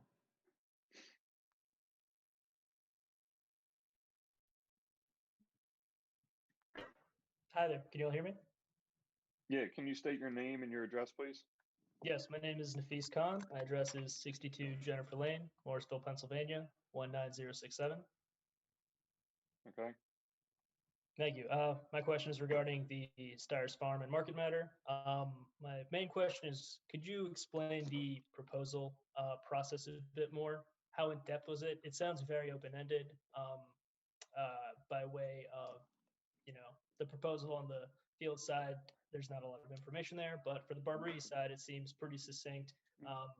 Did you ask for any financial statements or any 5-year plans as far as that goes? Could you just walk me through that a bit? I think we've already done that. I've gotten a lot of runaround. I have not heard any concrete explanations on that. I've heard, that you don't have the information on hand, but you can look it up later. I've heard a lot of that. So could you just give me a brief overview of what that looked like? What, Again, when Mr. you Khan, asked for the proposal, what were you thinking? What was that idea like? Again, Mr. Khan, I think we've answered this question multiple times, and I'm really not sure what you're looking for, other than something that has already been answered. And if there's something else you're looking for, I don't know if I have an answer for what you're asking. That's fair. I feel like it hasn't been answered, but you're obviously not going to lint on that. Going on, my next question, I believe Alan in the beginning and Aaron have both asked regarding what revenue or rent for the farm and the market look like? I know you have said multiple times that they're very different, but could you explain in their own circumstances what those look like? Are you talking about the new leases? For as far as revenue for the previous years, maybe 5 years, 10 years, whatever suits you. I already answered the question about the previous revenues. We haven't addressed the leases going forward. We are starting on the farm side with $100 per acre per year. So that's about $10,000 in year one for the farm. That number is going up gradually. I'm sorry, I am talking about in years past, what has been the rent? What does that look like? What has the revenue from both the market and the farm looked like in years past? I have already answered that question this evening. I got a lot of runaround. I didn't hear anything concrete. You mentioned Mr. Khan, Ms. Tealy-Pools went through very specifically exactly what both the farm and the market have been paying in rent. But I didn't hear a and number. the revenues are not our specific business number, and I feel like because those that are would the open up numbers that are the relevant to kind the of leaseholders. understanding. They're not relevant to the township. The revenues are for the operators of the farm and the market. They're not our revenues. So, But surely you have some kind of track for that. I'm sure that number just doesn't vanish once it goes out. and we've also said that this was not a prize to whoever had made the most money over the last 10 years. The decision that we made going forward, and we are very much looking towards the future, is about the future of this property for our community, not a prize for revenues earned in the last 10 years. Okay, that's understandable. You said this before, it's not a strictly financial matter, right? So then going off of that, what was the decision to put the Barbarides family out of their jobs, to kick 25 people out of their jobs, and the opportunity to apply for a job is not the same as actually having a job, especially in a pandemic, which does not change since the first lease extension of June of 2020. So could you explain a bit of that, why those decisions all suddenly changed, and how you can kind of connect those two ideas? We didn't do any of the things you've just suggested that we've did. So now you're presenting misinformation. So we've gone over this a number of times as to what exactly happened. So suggesting that we kicked people out or terminated people from their jobs is just not factually correct. And I understand that you may not like the answers to the questions that you've gotten, but every question you've asked so far has already been answered probably multiple times since this meeting started. I understand. So, that Mr. Khan, let me stop you, because if you don't have a legitimate question, we're going to move on to the next person if there's another person with their hand up. I'll just finish by saying this. I am reiterating these questions because in my capacity, I feel like you haven't made an attempt to actually answer them. You've worked around them. You've said a lot, but you haven't attempted to address the actual question. So if you aren't going to do that, I mean, I'm not going to waste your time or my time. I realize it's been a long night for you. I can say the same. So have a good night. Take care. Thank you. Mr. Val, is there any other hands up? Yes, there's two up. We have Mr. Watkins from earlier. We'll see if we're able to get him online. Okay.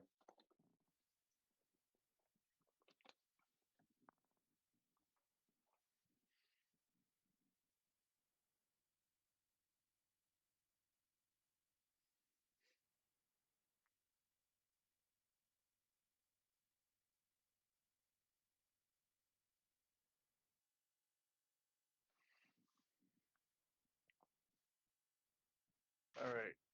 Come on. Can Hello? Can you please turn your camera on and state your name and your address, please? I thought it was on already. Hang on a second.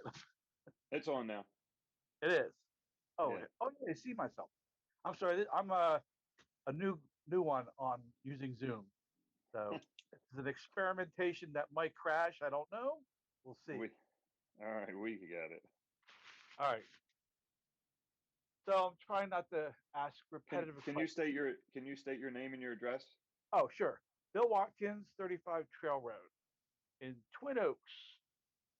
Okay. Go ahead. All right. Thank you. Just a point of information. I'm curious. How long has each of the current supervisors lived in the township?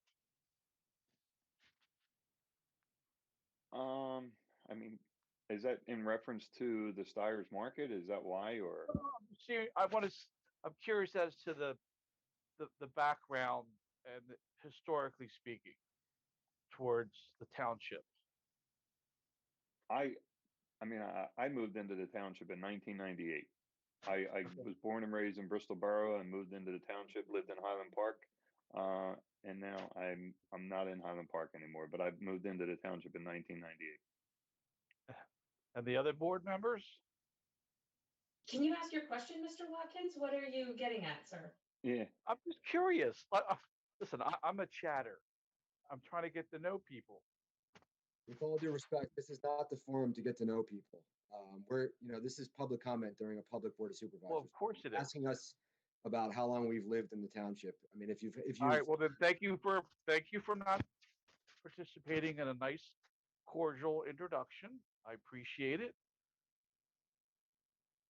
So, my first question is, it seems like there was a very inflamed reaction to what has gone on so far. I don't have a vested interest in who obtained the lease, but it seems like if you folks have been in the township long enough, you would have been able to predict and not allow something like this to surprise the residents. You know, I consider myself a relatively informed resident. I've been in the township for a long time, played baseball with Gene Zarco and Dairy Delight back with Mr. Combat. I believe John Combat is still working for the township. I played for his father a long time ago. So I have a big protracted history of the township. So I would have been able to see the potential and put out on as many types of information platforms. So the township would have been better ready and had all these questions prior to the decision making rather than what's going on now after the fact. So I'm just curious that, why all the avenues of advertising and information wasn't pursued.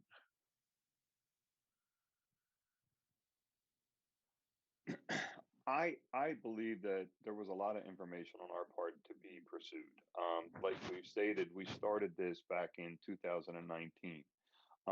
When I first came on to the board, it was mentioned that these leases were going to be coming up to an end. And that's how I found out that the two entities were separate. So I'm not sure. I guess I really don't understand the question because we did pursue it.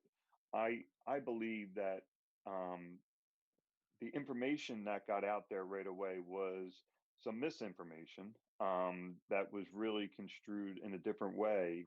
And once some other information got out there, people started understanding the decision that we made. And that's just my opinion, to be honest with you.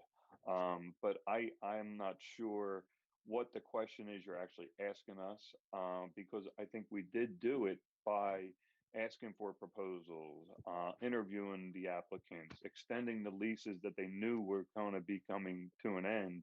I believe that we did that. So I don't know if that answers your question.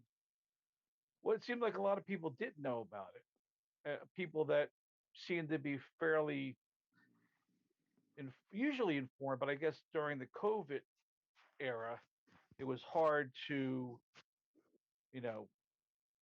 keep in touch with what's going on. So, we did. Parties that were involved.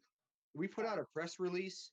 We put out a statement on the township website. We put out a statement on all of the township social media pages. So if someone, Ms. Strauss did a podcast with two reporters from the Courier Times. We provided information to Levittown Now.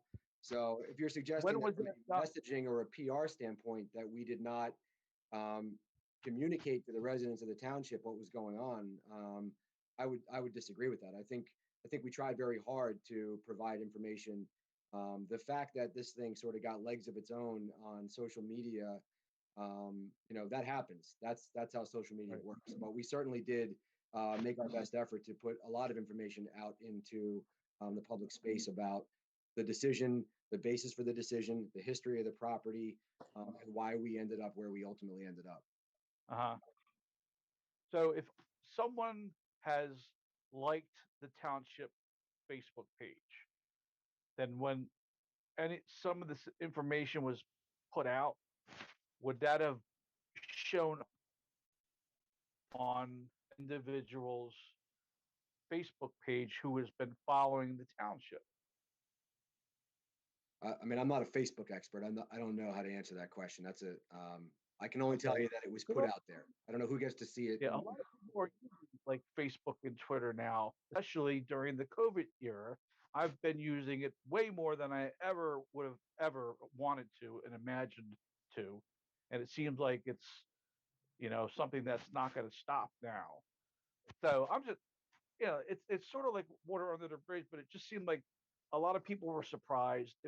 This is a big deal, The thing is, having this though, farm the people deciding that what were to do with involved with this situation were fully aware of what was happening, and they had been Yes. kept abreast for over a year now. So, Uh-huh. those were the people that needed to be informed of what was happening at the time, and they were fully aware of what was happening. Whose farm is it? I'll add that as a Farm is it? second-class township, we have rules that we have to operate within as far as advertising our Okay. public business and conducting our business in public, and we've fully complied with all of those rules about advertising our agendas and making sure that we are completely above board on the Sunshine Act. So our agenda was publicly advertised well in advance as required by law. So if you put it in the newspaper, right? You consider that part of the process of informing the citizens, right? The Bucks County Courier Times. Can't I put, don't know too many people that read that paper anymore.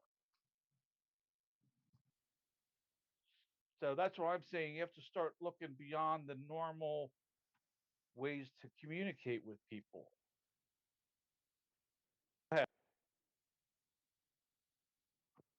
And maybe that's something we can look at as looking at different ways, but I believe that we communicated this properly. Um, I mean, just because you don't read the Courier Times, I mean, we can't put it in every newspaper and every. I mean, I'm not sure what else we could have done, to be honest with you. All right, so let's move on. I have one other kind of related question. If this was such a big deal, which it was, because I remember going from Pearl Buck Elementary School, going on field trips up to Steyer's Orchard and going to Steyr and actually sampling the apple cider on the farm. So that's a pretty big deal, It goes back a long way, and that would be nice if that would start again. But why only offer this to two parties?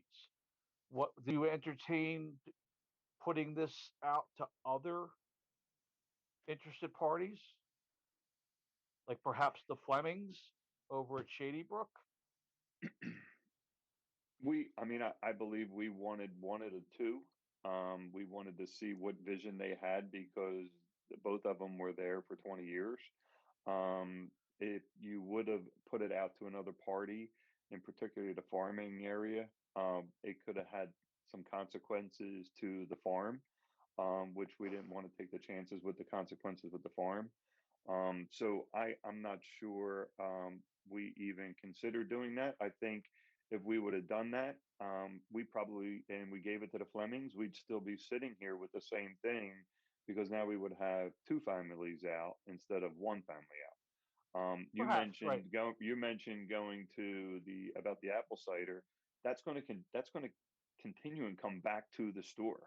So it's not going to be just at the farm. It's going to be one entity and coming back. Okay. Well, I'm not trying to like pin you guys down. I'm just trying to do a little investigating, get caught up in what was going on.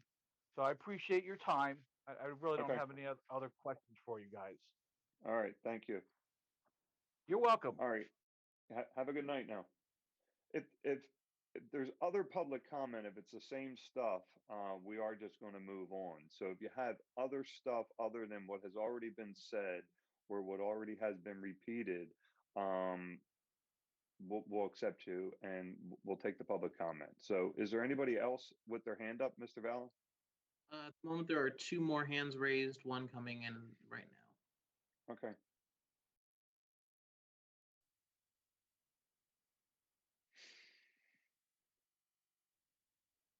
Hi, my name is Lori Goldstein. My address is 102 Ovington Road in Yardley. I'd like to read to you something that I think is important for you to hear. As in the past, it has always been the Barbarities' desire to work in cooperation and connection with the farm.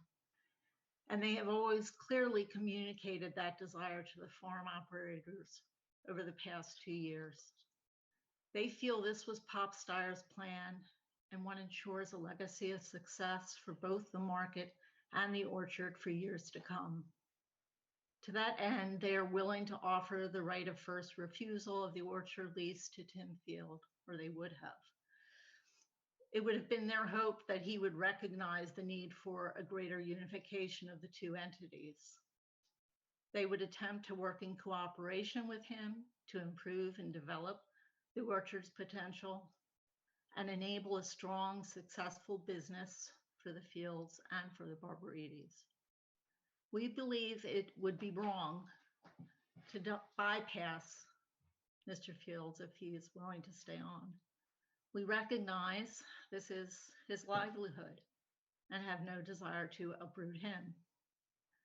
The Barbarities respect his last 18 months of hard work and feel it would be disrespectful and morally unconscionable to deny him a chance to continue to establish his work as our work as he so desires. And I would just like you to ask why, I would just like to ask why you feel this is not an acceptable viewpoint for you to have considered. That a feeling of cooperation was extended by the Barbarities, an olive branch, so to speak, and now it has turned into an ugly battle, a legal battle that I don't think the Barbarities would have ever wanted this. In fact, I've known them for all of the 18 years I've lived here, and they always talk to me about how they wished they could be working in cooperation with the orchard. What's happening now is not something they wanted. And I'm not sure why you, as township supervisors, aren't willing to recognize this situation. And frankly, I've been watching this meeting for about an hour, and your facial language, your body language, your lack of looking into the cameras, lack of smiles, shows me and anyone who is watching this meeting that you must be personally uncomfortable with the decision you've made. And that's all I have to say. Thank you. Is there anyone else with their hands up? There is one more phone user with their hand up. When this person's moved in, please dial *6 on your phone to unmute yourself.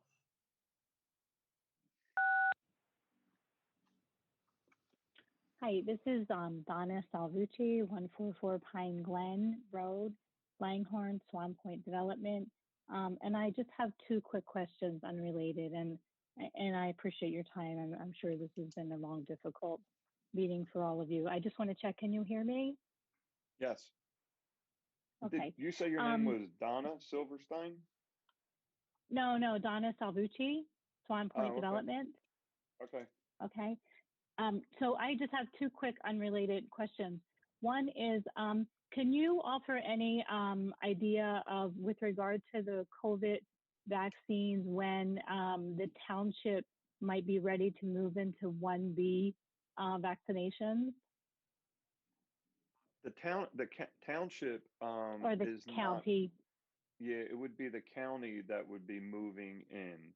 I know they are in 1A now, and they started 3 locations in the county for the distribution, where they're trying to do 200 at each location, one at the Lower Bucks Community College in Bristol, one at the college, the community college in Newtown, and one at the community college in the Percy area.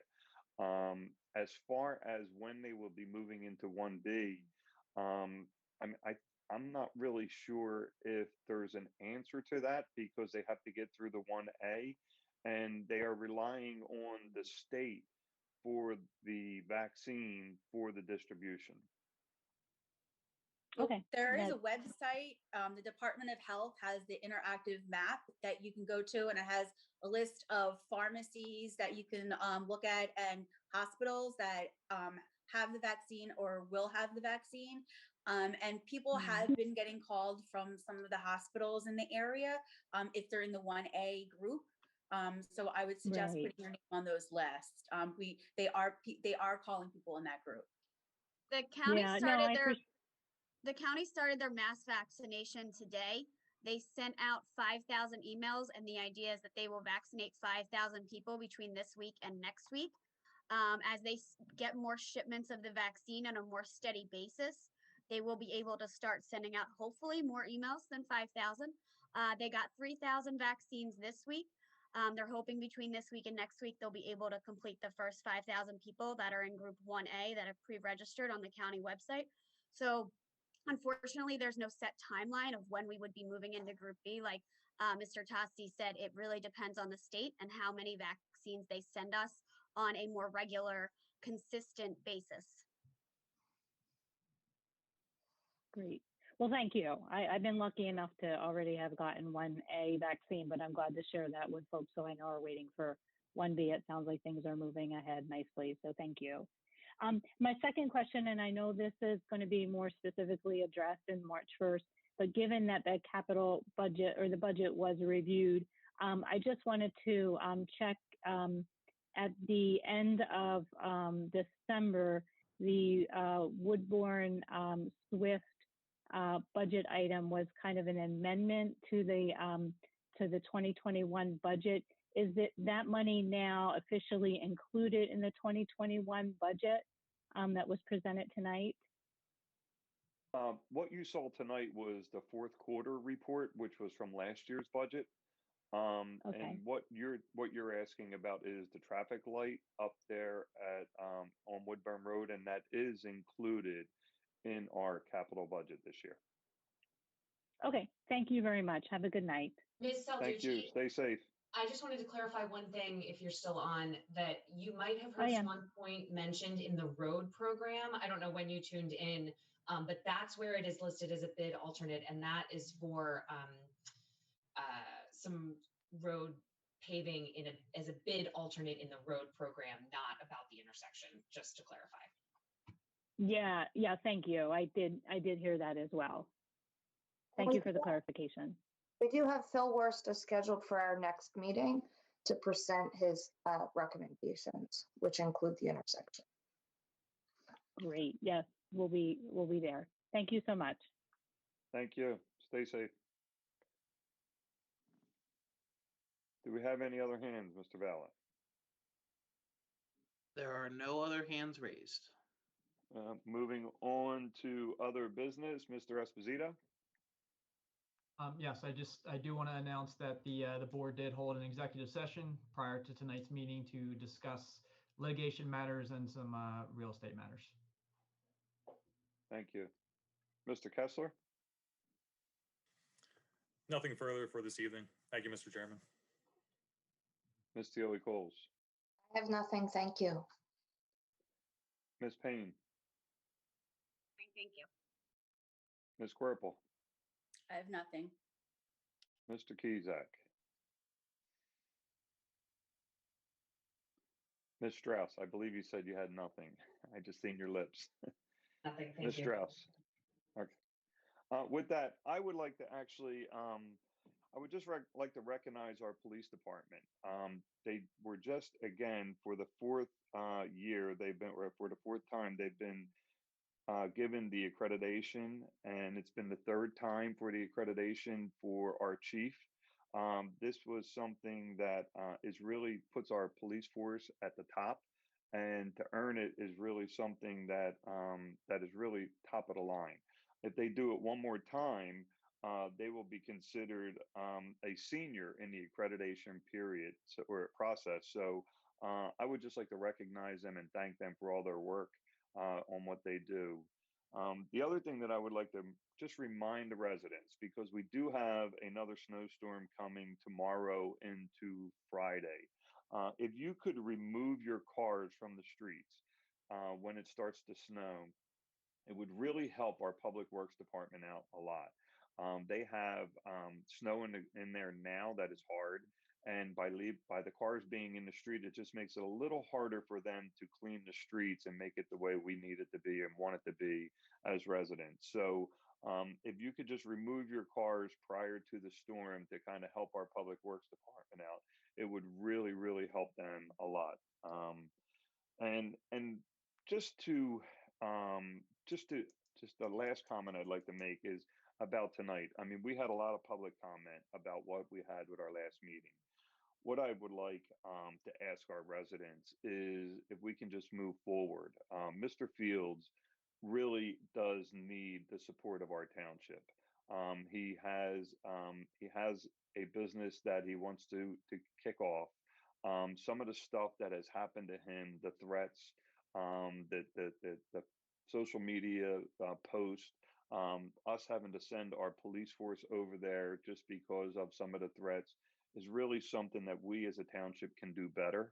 And I would hope that moving forward, we would actually allow Mr. Fields to move forward in this process and start having the Steyer's market be as one and make it as successful as he can without any kind of, let's just say, backlash or even threats to him and his business. It would really be helpful for him. So with that, I just wanted to make that comment, and I would take a motion to adjourn. And second. All right, we're adjourned. Thank you, everybody. Stay safe, please.